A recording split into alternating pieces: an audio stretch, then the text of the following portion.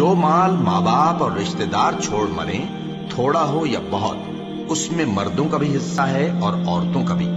یہ حصے اللہ کے مقرر کیے ہوئے ہیں۔ اور جب میراث کی تقسیم کے وقت غیر وارث رشتہ دار اور یتیم اور نادار لوگ آ جائیں تو ان کو بھی اس میں سے کچھ دے دو اور ان سے معقول بات کہو۔ اور ایسے لوگوں کو ڈرنا چاہیے جو ایسی حالت میں ہوں کہ اپنے بعد ننھے بچے چھوڑ جائیں اور ان کو ان کی نسبت خوف ہو کہ ہمارے مرنے کے بعد ان بیچاروں کا کیا ہوگا۔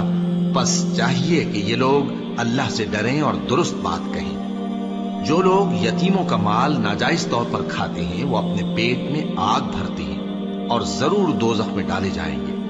اللہ تمہاری اولاد کے بارے میں تم کو ارشاد فرماتا ہے کہ ایک لڑکے کا حصہ 2 لڑکیوں کے حصے کے برابر ہے، اور اگر اولاد میت صرف لڑکیاں ہی ہوں یعنی 2 یا 2 سے زیادہ تو کل ترکے میں ان کا 2/3 ہے، اور اگر صرف ایک لڑکی ہو تو اس کا نصف ہے، اور میت کے ماں باپ کا یعنی دونوں میں سے ہر ایک کا ترکے میں 6واں حصہ ہے، بشرطے کہ میت کی اولاد ہو۔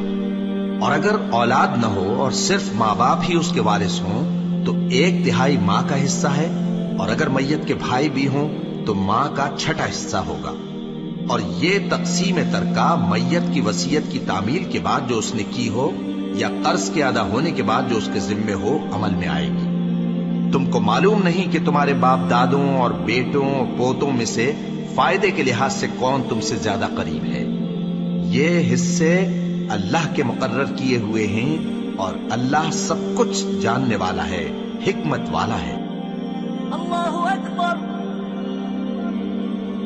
اللہ